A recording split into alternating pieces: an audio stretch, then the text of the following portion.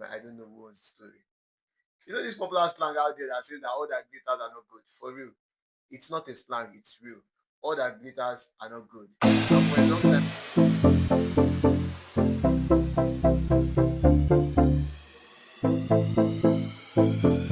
hello guys, welcome to Ombu Secret. It's another edition of Let's Be So Real with Ombu Secret. I'm my favorite host. For today, it's a big one for me. We're going to be going very, very deep. It has been an amazing one for the fans at home and everyone listening under the sound of my voice.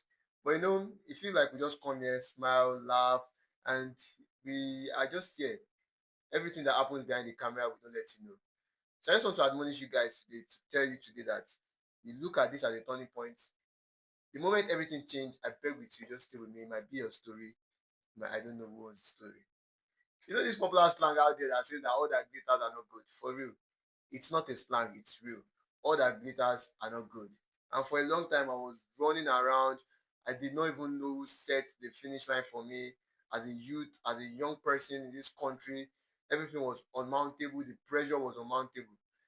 Every morning you wake up and you check your phone and you see that your friend is buying cars. People around you are doing good things and you ask yourself, Umbu, what are you doing? I feel like the first thing I did was to understand the context of my struggle. Let me tell you a very short story before. Before Umbu Socrates was here, I was trying to be there for everyone. I was trying to be a perfect employee, a perfect friend, a perfect son. I was working, working, working. But inside, I was empty, completely empty. I remember one Monday, one fateful Tuesday, I woke up. I was very tired. I could not get out of bed. It was not that I was sick or anything, but my mental health was down. I felt like I did not know myself again. I just wanted to be myself. Then at a point, the turning point came. There was no celebration for me. There was nothing. Everything I did looked like I failed. I invested money into business, into my farming business, into a lot of online business. It failed. Not just it failed woefully. And I looked at the result and I was like, hey, my boy, how do you ṣe báyìí? Ṣé bọ́lá ṣe kọ́ mọ́ ẹ nìyẹn? I felt like a failure. That I feel that every little thing I did, and there's a difference there. And I was like, what would I do when things don't go my way? Then it was the past months were hard for me. I could not pick calls. I could not talk to everyone. I could not talk because it was painful. I just had to just laugh with everyone. I was sitting in my room, feeling sorry for myself, and looking at my room and saying, Ombu, why are you doing this for? It became a big one for me. The question changed everything totally. Then I realized at that one time that I was afraid of failing because I thought that my value was in my success.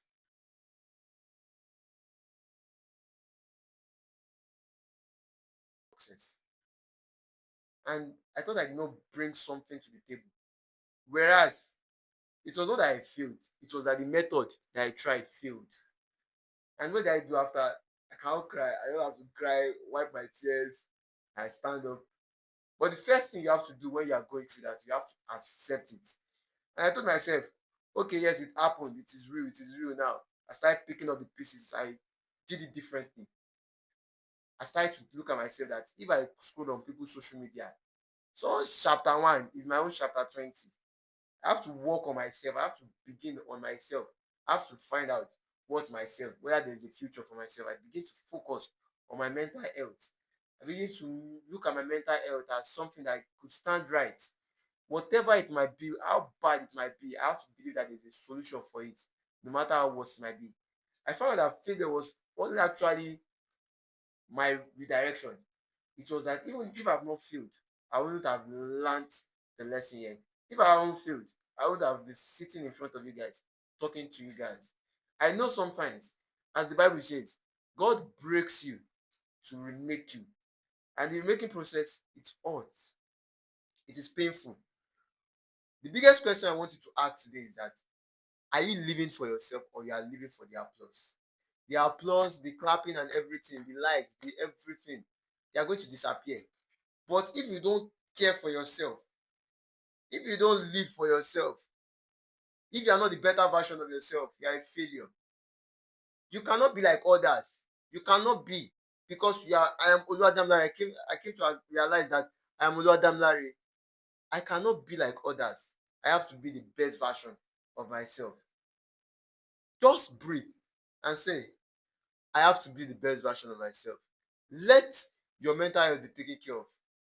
If you are going through an hard time, if you are feeling the pressure, calm down. I feel like you need to hear this because it's enough. Be yourself. Be who you are. Take care of your mental health. It is not as important as you think as it is. Whatever you are going through is not as big as what you think it is. That's just me sharing my story. I love you so much. Almost so great loves you. Keep tuning to my channel. That's all the time I have for you. It's your favorite host, Bilal Prince Adam Lai, popularly known as Almost so great. Bye for now. I love you.